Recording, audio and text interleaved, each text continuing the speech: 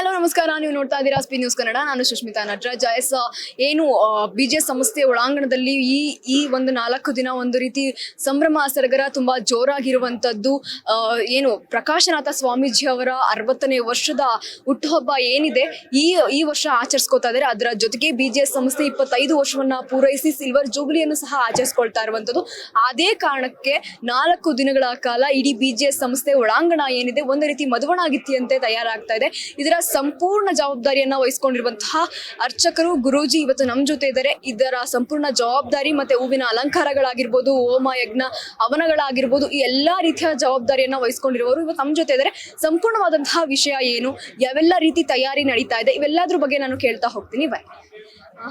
ನಮಸ್ತೆ ಗುರೂಜಿ. ನಮಸ್ತೆ ಗುರುಜಿ, ಏನು ಬಿಜೆಎಸ್ ಸಂಸ್ಥೆ ಏನಿದೆ 25 ವರ್ಷವನ್ನ ಪೂರೈಸ್ತಾ ಇರುವಂತದ್ದು, ಅದೇ ರೀತಿಯಾಗಿ ಪ್ರಕಾಶನಾಥ ಸ್ವಾಮೀಜಿ ಅವರು 60ನೇ ವರ್ಷಕ್ಕೆ ಕಾಲಿಟ್ಟಿರುವಂತದ್ದು.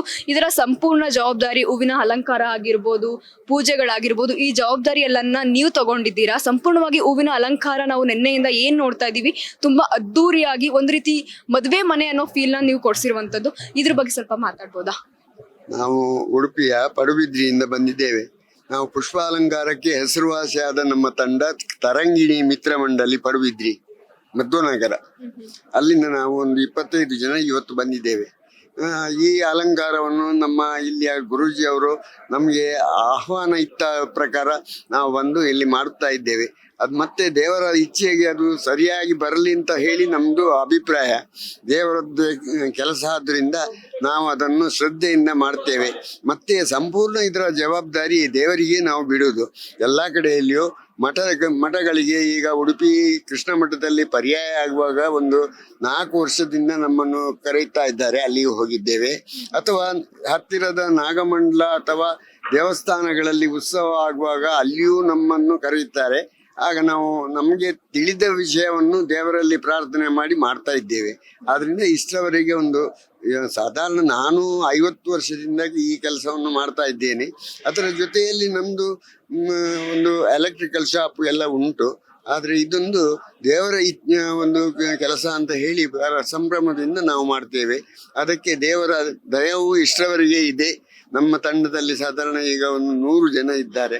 ಅದರಲ್ಲಿ ನಮಗೆ ಹೇಗೆ ಬೇಕಾ ಹಾಗೆ ಉಪಯೋಗ ಮಾಡಿಕೊಂಡು ಇಲ್ಲಿಗೆ ಈಗ ಒಂದು 25 ಜನ ಬಂದಿದ್ದೇವೆ. ಇನ್ನು ಏನು ಹೂವಿನ ಅಲಂಕಾರ ಆಗಿರ್ಬೋದು, ಅಲಂಕಾರದಲ್ಲಿ ಮುಖ್ಯವಾಗಿ ಬರುವಂತದ್ದು ಹೂವಿನ ಅಲಂಕಾರ. ಈ ಅಲಂಕಾರಕ್ಕೆ ಯಾವೆಲ್ಲ ರೀತಿ ಹೂವುಗಳನ್ನ ಉಪಯೋಗಿಸಿದ್ದೀರಾ?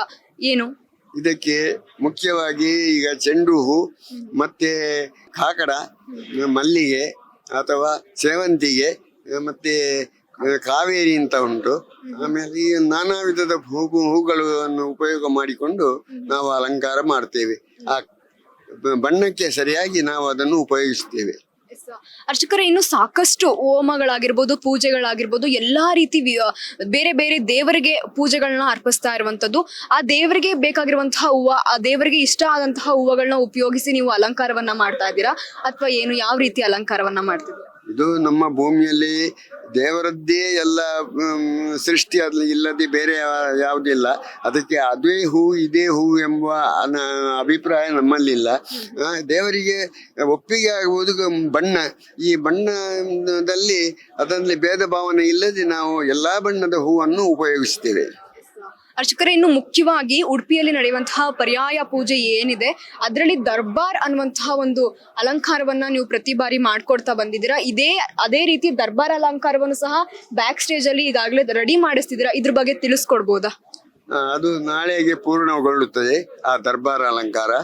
ಈಗ ಎಲ್ಲ ಅದನ್ನು ಕಟ್ಟಿ ಸರಿಯಾಗಿ ಸಜ್ಜು ಮಾಡ್ತಾ ಇದ್ದೇವೆ. ಅದು ನಾಳೆಗೆ ಕಂಪ್ಲೀಟ್ ಆಗ್ತದೆ.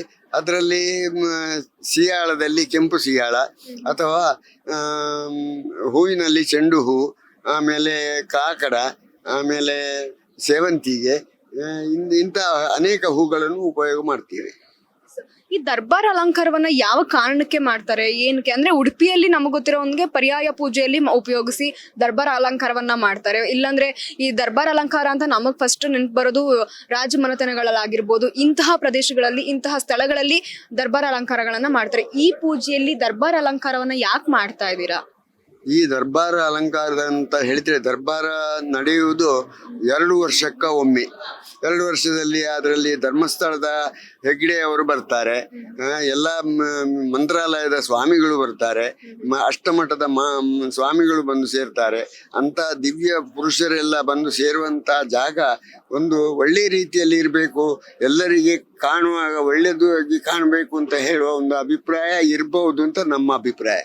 ಎಸ್ ದರ್ಶಕರೇ, ಇಷ್ಟೊತ್ತವರೆಗೂ ಏನು ಬಿಜೆಎಸ್ ಸಂಸ್ಥೆ 25 ವರ್ಷವನ್ನ ತುಂಬಿರುವಂತದ್ದು, ಅದೇ ರೀತಿಯಾಗಿ ಪ್ರಕಾಶನಾಥ ಸ್ವಾಮೀಜಿ ಅವರು 60ನೇ ಸಂವತ್ಸರಕ್ಕೆ ಕಾಲಿಟ್ಟಿರುವಂತದ್ದು.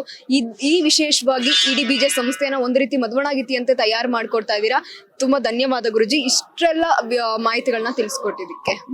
ನಮಗೆ ಕೂಡ ಈ ಒಂದು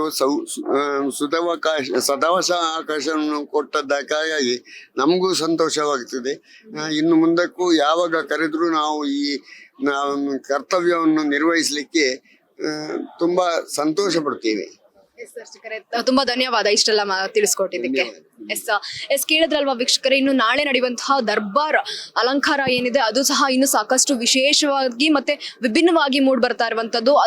ಅದರ ಕ್ರಿಯೇಟರ್ ಹೆಡ್ ಏನೇ ಇದ್ದಾರೆ ಅವರೇ ಸಹ ಎಲ್ಲವನ್ನು ಸಹ ತಿಳಿಸ್ಕೊಡ್ತಾ ಇದ್ರು. ಇದೇ ರೀತಿಯಾಗಿ ಇನ್ನು ಸಾಕಷ್ಟು ಹೋಮ ಯಜ್ಞಗಳು 7ನೇ ತಾರೀಕುವರೆಗೂ ನಡೀತಾ ಇದೆ.